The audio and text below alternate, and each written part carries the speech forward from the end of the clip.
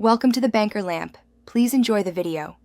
You'll begin with 3 essentials: your Google Ads ID, Shopify admin rights, and a clear tracking goal. First, open Shopify admin and go to Apps or Sales Channels. Once there, add the Google channel or Google app. Why? Because the app maps conversions automatically and saves manual code work. If you prefer advanced events, install Google Tag Manager next. This gives granular control. Make sure you note offline conversion needs now, since that affects later configuration and measurement.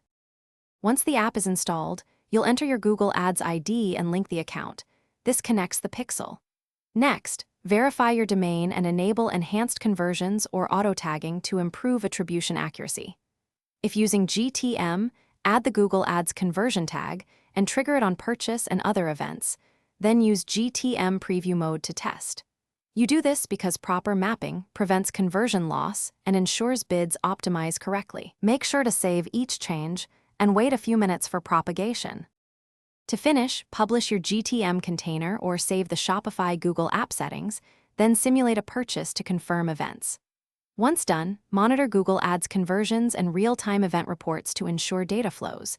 This verifies your bids and reporting will work.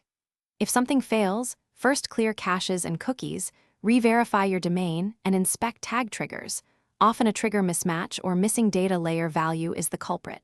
If problems persist, revert to manual tag debugging with the browser console and GTM debug logs. Thanks for watching. If this was helpful, leave a like and consider subscribing. See you next time.